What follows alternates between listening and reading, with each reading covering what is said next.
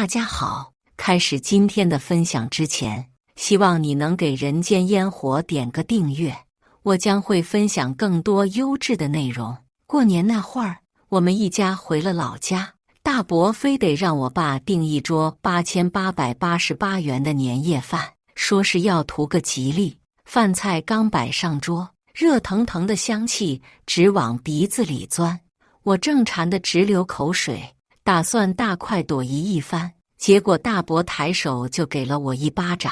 女孩子不能上桌吃饭，下去吃去。大伯板着脸说道。我抬头看了一眼坐在一旁的表姐，表姐也正看向我，可大伯却来了句：我家的是长房嫡女，和你们不一样。听到这话，我妈二话不说，拉起我和妹妹就往外走。我们在隔壁另开了一桌，还叫来了服务员。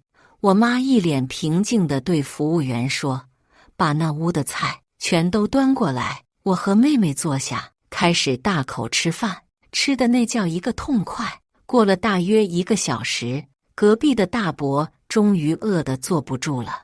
我爸在连续迎来2个女儿后，就去医院做了结扎手术。他总是说，有一个孩子能证明自己有生育能力，有2个孩子就足以表明他喜欢孩子，这样就足够了。当有人担心没有儿子继承家业时，我爸反问：女儿难道就不行？老一辈的想法不同，我奶奶甚至哭着闹着让他再生个儿子，但我爸笑着答应后，转身就去医院做了结扎。他还把结扎报告拿给奶奶看，说：如果您想要孙子，那我媳妇再生的话，孩子可就不是我的了。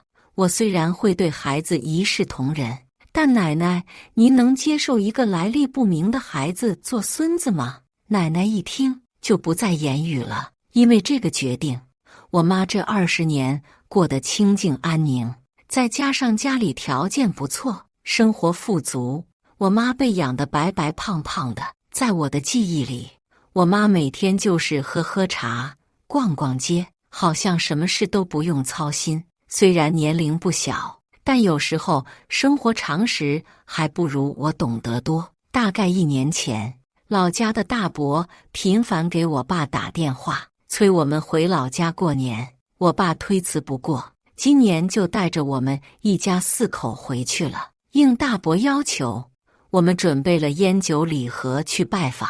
大伯说，长幼有序，长兄为父，现在爷爷奶奶不在了，他就相当于我爸的半个爹，得敬重。我爸性格豁达，多年没回老家，这点小事就答应了。没想到一进大伯家门，他又提出新要求，让我爸在当地县城最好的酒店订一桌顶级酒席，当作团圆饭。这个要求也不过分，过年请家人吃顿饭，合情合理。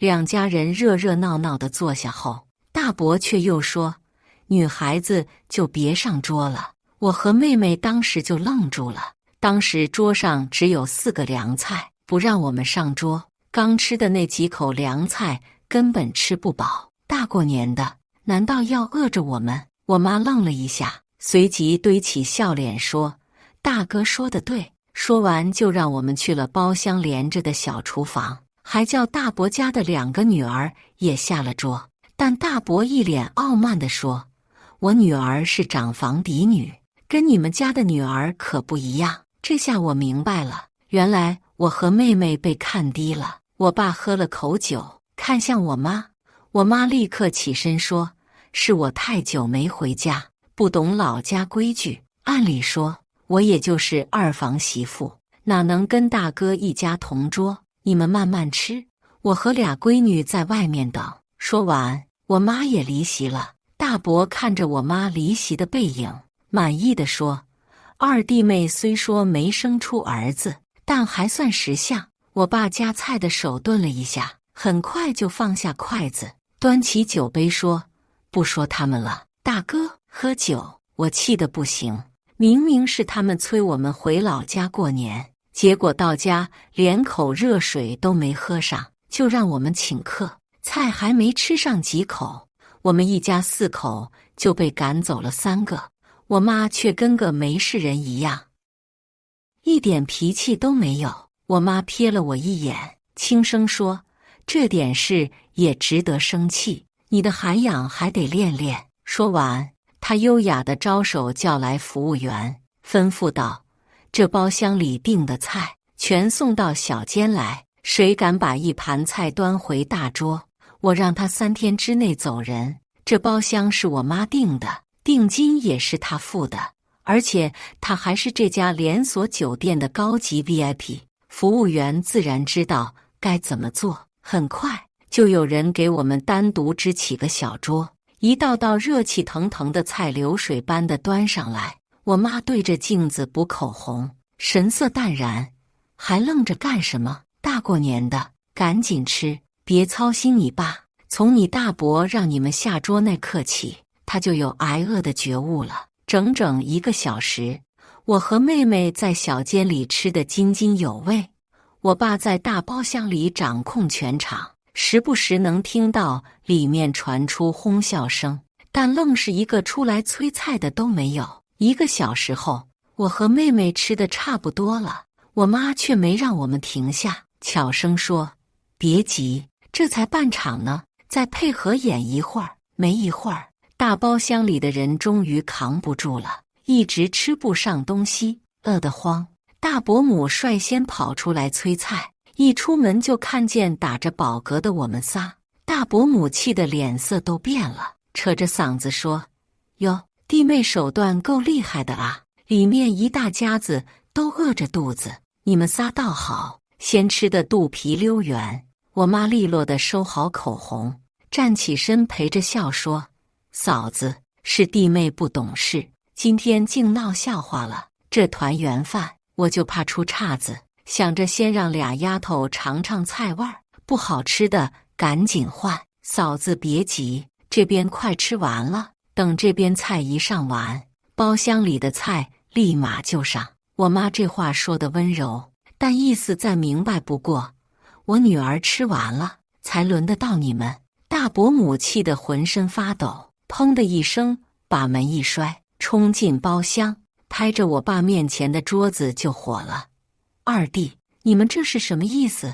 大哥一家都没吃上饭，你家这仨倒先吃上了，还有没有点敬重长辈的样？当初我就说你媳妇不是个好东西，果不其然，家里男人都没饭吃，自己倒开起小灶了。这种女人压根就不能要。”我爸愣了一下，加上酒意上涌，整个人看着有点憨。他看着大伯母问：“那嫂子，这饭您还吃吗？”大伯母一下被噎住，接不上话。大堂哥毕云涛开口了，他是大伯家的长子，都快30岁了，整天不干正事，就在家啃老。他说：“怎么能不吃呢？都等到现在了，这儿的饭可不便宜，平常好几年都舍不得来吃一回呢。”妈，您消停消停吧，还不忘朝我爸说：“二叔，我妈头发长见识短，您别和她一般见识。”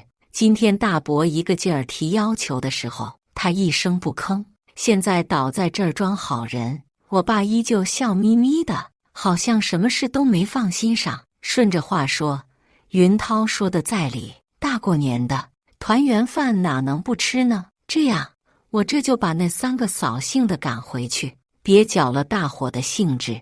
我再给桌上添俩硬菜，大哥大嫂可别气坏了身子。说完，他站起身，摇摇晃晃地去推门，边走边骂：“你们仨怎么回事？回家看我怎么收拾你们！”一出酒楼大门，我爸原本踉跄的脚步立刻就稳了，酒意也像瞬间散了，说话也恢复了正常。我妈打开车门，嘴角勾起一抹笑，装的还挺像。饭钱结了没？我爸坐进副驾驶，仰头灌下一瓶矿泉水，说：“你们吃的那桌结了，他们的结什么结？让我请客，还不让我闺女上桌。我没当场掀桌子，那都是看在兄弟的份上。”我妈笑容一收，神色淡淡的问：“今天这事儿，顶多算个下马威，后面指定还有别的事儿求咱们，你打算怎么办？”我爸冷笑一声说：“翻来覆去不就那点事儿？老家的东西我前几年都让出去了，我也用不上。要是还想从我这儿抠别的，我就让他们知道什么叫厉害。”我妈假装责怪，毕竟是一家人，闹得太难看也不好。要我说，他们要是提钱，咱就给大侄子设个局，让他欠一屁股债；要是提房子，就找人收了他们老宅。我和妹妹在后排听得目瞪口呆，我还以为我爸够狠了，没想到我妈才是真正的高手。我妈冷笑一声，启动车子：“你们俩丫头记住了，天大地大，自己家最大，谁要是敢让我孩子不痛快，我就让他们全家都不好过。”我妈还真没猜错，当天晚上倒是安静，可隔天一大早，我爸的电话就被打爆了。大伯亲自打来的，语气出奇的平和，电话里只有一件事，而且不容拒绝：祭祖。我妈刚烫好头发，穿上大衣，看着我们说：“祭祖是幌子，哭诉才是目的。你们准备好了没？今儿就让你们见识见识，怎么跟这些极品亲戚掰手腕。”车驶到村头，我爸停下车，说要去给村支书拜年，顺道带上全家。烟还没抽完，我爸就拐弯抹角地聊起了给村里修路的事。是伯，年后我打算在附近建厂，顺带给村里把路修了。村支书一听，乐开了花。之前国家也想过给村里修路，但村子太偏，路只修到了村口，外面看着挺整齐，可一到阴雨天，村里就泥泞不堪。修路要钱，村里哪有钱修呢？我爸主动提出修路，这可是大喜事。村支书立刻邀请我爸进屋细谈。我爸推辞说：“还得去大哥家祭祖，忙完再来找您。”村支书拍着我爸的肩膀说：“定了。”出门上车后，我终于忍不住问：“爸，建厂修路的计划不是3年后吗？怎么现在提了？”我妈笑着说：“这是给你大伯下套呢。”我还没明白怎么回事，大伯家就到了。按老家的规矩，女孩不能祭祖，但儿媳妇可以。于是我和妹妹还有大伯家的2个女儿就被留在了家里。我妈走前瞪了我一眼，意思是让我机灵点。他们一走，大伯家的2个女儿就嚷嚷着找小伙伴玩，跑了出去。我和妹妹在院子里面面相觑。这时我感到了不对劲，村里空荡荡的院子，2个外地来的女孩，这要真出点事，那可太危险了。我赶紧给我妈发信息，我妈秒回：“去村口热闹的地方。”我拉起妹妹就跑，专往人多的大妈堆里钻。在小超市买了几包瓜子，分给大妈们，笑脸盈盈地打招呼。不管辈分对不对，一会儿功夫我就和他们混熟了。有个大妈认出了我：“你是毕家老2的大闺女吧？”我点头，又抓了一大把瓜子给她，甜甜的叫了声：“婶子好。”婶子把我拉到一旁，低声说：“你大伯娘坑你呢，你怎么还敢来？”我装作不知情：“怎么可能？那是我亲大伯，怎么会坑我？”婶子翻了个大白眼：“以前是亲的，自从你爸发财，亲的也成仇人了。你家没儿子，你大伯等着占你家便宜呢。”其他人也纷纷附和，说这个年催你们回来，就是看上你家的钱了。那个说昨晚大伯娘回来后不睡觉，骂到半夜。这时2个年轻男子走进大伯家，婶子大声招呼：“别进去了，人在这儿呢。”然后轻轻拉了我和妹妹一下：“你们不是来相亲的吗？人在这儿呢，当着大家的面好好相看吧。”相亲？我愣住了。来之前我们做过心理准备，无非就是要钱要房，没想到大伯一家这么贪心，居然找人来娶我和妹妹。那俩男的也真厚脸皮，大摇大摆地走过来，当着大妈们的面说：“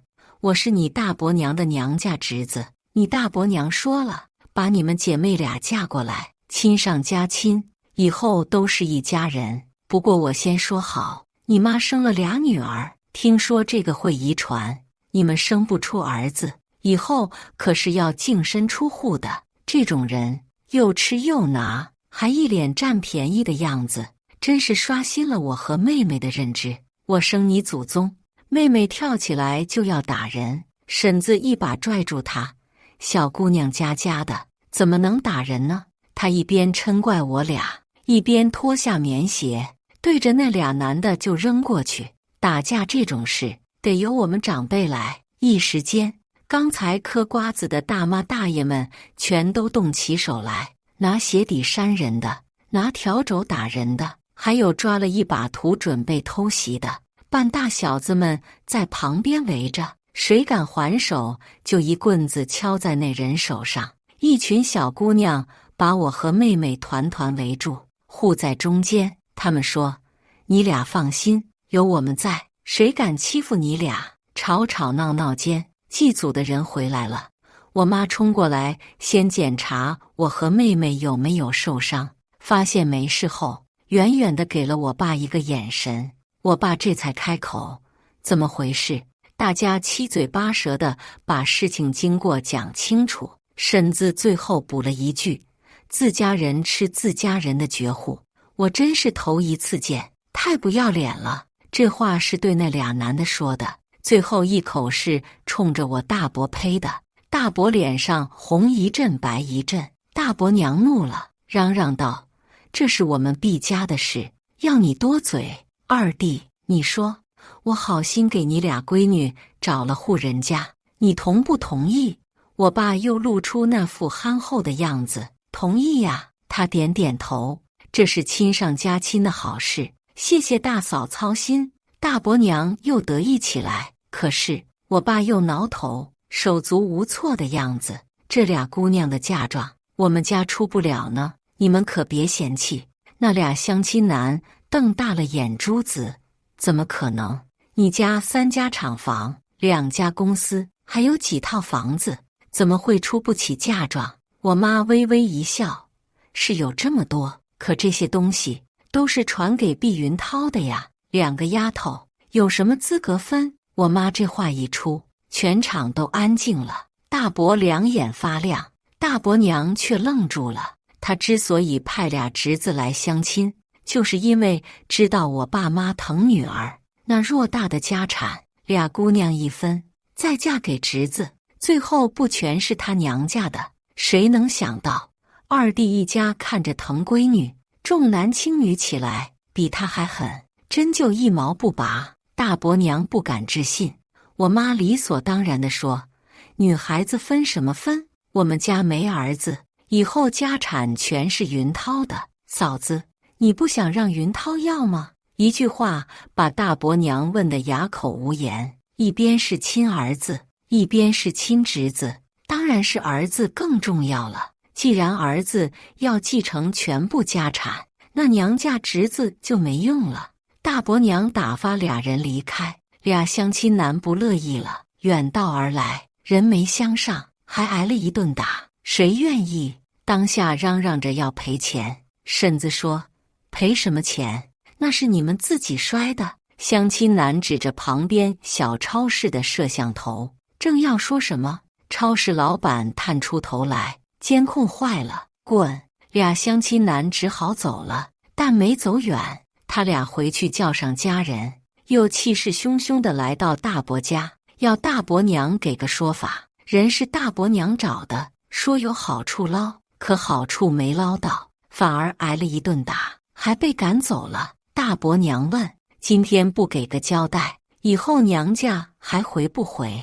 而大伯这边也拽了起来，儿子即将继承万贯家财，哪里还看得起这俩穷亲戚？大伯当场放话：“爱过不过，不过就滚，再闹腾他就跟大伯娘离婚，明年再找个年轻的。你们这群人哪儿凉快哪儿待着去。”两房还没扯明白，村支书进来了，毕家二小子，咱聊聊修路的事呗。我爸笑得憨厚，但又很为难。是伯，这事儿我做不了主了，现在是我大哥做主。村支书懵了，你出钱修路，怎么让大哥做主呢？我爸解释，是这样的，云涛说要继承我家家产，以后这钱的事我做不了主。说完，我爸就闭上嘴，跟我妈一起乖乖站在角落里，一副你们说什么就是什么的乖巧样。村支书虽然疑惑，但修路是大事，他不想放弃，于是问大伯，毕家老大，修路这钱。大伯一听到钱，立刻站起来，鼻孔朝天，什么修路，什么钱，我没钱，等拿到二弟的家产，我们一家就搬到城里住，村里的路跟我有什么关系？这话一出，村支书愣了，跟着村支书进来的长辈们也都愣了。修路这事黄了，这可不行。于是族老们也加入了吵闹混战。大伯家的小院子里挤进了三方势力，乡亲难要说法，大伯娘叫骂你没良心，族老和村支书说修路啊修路，一时间吵闹声半个村庄都能听见。在这混乱的时候，我妈一挥手示意我们撤，场子摆好了，火气挑起来了。你们不是想要我家的家产吗？自己先脱层皮吧。等我们上车离开时，我爸羽绒服依旧整洁，我妈妆容依旧精致。他们俩不仅毫发无伤，甚至话都没说几句，悠闲的样子像是刚去散了个步。我妈总结，这叫借力打力。至于让毕云涛继承家产这事，有凭证吗？有文件吗？口说无凭啊，你得拿出证据来。刚过初七，大伯一家老小便进城了，村里日子没法再过。待伯母娘家知晓被欺骗后，要求断绝关系。村支书多次追问修路消息无果，愤而公开此事。村里人都知毕家老大吝啬，不仅占弟弟便宜，还阻挠修路。从此，大伯一家出门被骂，回家也挨骂。外出散心回家，总见院里垃圾成堆，实在受不了。他们决定进城找我爸商量继承家产。大伯一家不知我们住址，但知公司位置，便一早蹲在公司门口等我爸。我妈早有准备，派了最机灵的秘书韩梦去处理。我妈特意嘱咐他，只管毕云涛。韩梦年轻漂亮，聪明伶俐，很快明白我妈的意思，补了妆就去。她只找大堂哥毕云涛，您就是小毕总吧？毕云涛一听，心跳加速，从小到大没人这么叫过她，还是个漂亮姑娘。她激动地站起，韩梦微笑，毕总吩咐过，要好好接待小毕总，酒店都安排好了，请随我来。说完就走。毕云涛尴尬，我还有家人呢。韩梦这才注意到他身后的人，惊讶，抱歉，我以为只有小毕总来，没准备那么多房间。你们稍等，我去问问毕总怎么安排。公司年初忙，可能要天黑才有空。大伯脸色铁青，不像话，怎能这样对待长兄？韩梦假装害怕，红了眼圈，向毕云涛道歉。我没想到小毕总的家人也来了，谁家继承人会拖家带口来投奔啊？毕云涛虽觉手段低级，但很受用。他生气地对家人说，在公司门口吵什么？我先去酒店，你们自己找招待所住一晚，等我跟二叔商量好再管你们。说完，他催韩梦快走。韩梦夸他，不愧是小毕总，真有魄力。毕云涛飘飘然，我妈看监控教育我，这叫糖衣炮弹，要分清自己的实力和他人的评价。两句好话就被哄走的是蠢蛋。我点头。我妈又让财务部给韩梦加奖金，然后问我爸，想好了吗？我爸沉默，显得有些消沉。我妈没催，静静等。许久，我爸抬头，眼眶微红，再给他一次机会，最后一次。我妈叹气，他们贪心不足蛇吞象，敲打多次也不懂，还变本加厉，我怕再是会伤你心。我爸抽完一根烟，血脉相连，最后一次吧。果然，晚上吃饭时，大伯一家又开始作妖了。晚上，我爸带着我们一家4口，还有大伯一家，在一家高档餐厅订了包间吃饭。餐厅的灯光柔和，氛围温馨，但桌上的气氛却有些微妙。大伯母一坐下就开始抱怨，这城里的日子真是没法过，出门被人骂，回家村里人也指指点点，这都什么事儿啊？大伯在一旁附和，就是老二啊，你得给我们一个说法，不然我们这日子是真没法过了。我爸叹了口气，神色复杂地看着大伯，大哥，我也想给你们一个交代，但你们也得理解我的难处。大伯母一听这话就不乐意了，什么难处？你就是不想给钱是吧？行，那我们明天就去你公司闹，让所有人都知道你是怎么对待长兄的。我妈轻轻放下手中的筷子，声音冷淡，大嫂，你这是在威胁我们吗？大伯母一愣，随即又嚷嚷起来，怎么，我还不能说2句了？你们有钱就了不起啊？这时，毕云涛突然开口，二叔二婶，其实我今天来是想跟你们谈谈继承家产的事。我爸抬眼看向他，眼神里满是复杂。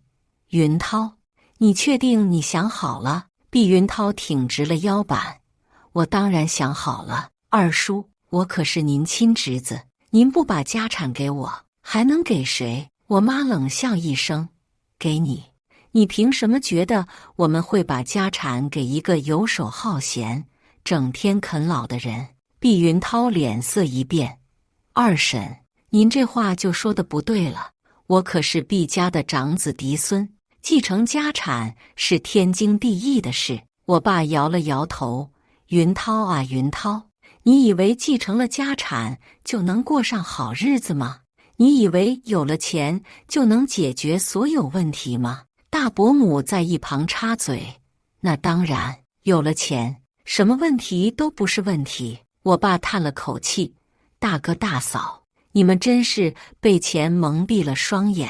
这样吧，云涛，我给你一个机会，你来我公司实习，从基层做起，如果你能做出成绩，那我再考虑让你继承家产的事。毕云涛愣住了，他显然没想到我爸会提出这样的条件。大伯和大伯母也面面相觑，不知道该如何是好。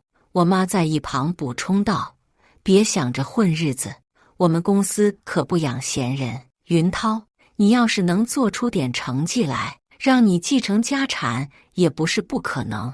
毕云涛咬了咬牙，最终还是点了点头，行，二叔二婶，那我来试试。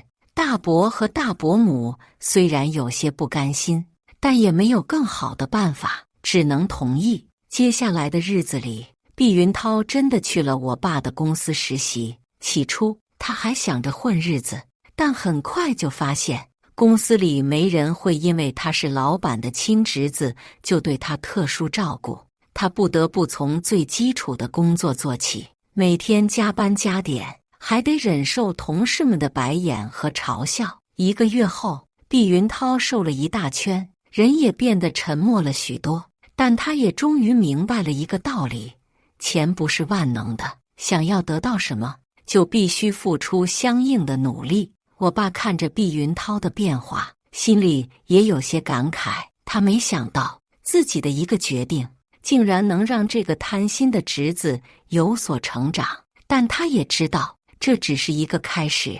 毕云涛想要真正继承家产，还有很长的路要走。而我和我妈则在一旁默默地看着这一切。我们知道，这场关于家产的争夺战才刚刚开始，但我们也相信，只要我们一家人齐心协力，就没有什么能够打败我们。不久后的一天，我爸突然接到一个电话，电话那头是一个陌生的声音：毕先生，您知道吗？您的侄子毕云涛在我们这儿欠下了一大笔赌债。我爸愣住了，但很快就露出了释然的表情。他立刻赶到对方所说的地方，只见毕云涛一脸狼狈地坐在地上，旁边是一堆散乱的筹码和一张巨额的欠条。我爸像是被气得浑身发抖，怒视着毕云涛：“你怎么会干出这种事来？”毕云涛低着头，声音颤抖：“二叔，我只是想快点做出成绩来，证明给你看。可是我却越陷越深。”我爸叹了口气，同时宣布取消让毕云涛继承家产的决定。当大伯和大伯母得知这个消息时，他们几乎要崩溃。他们没想到自己费尽心机，到头来竟然是一场空。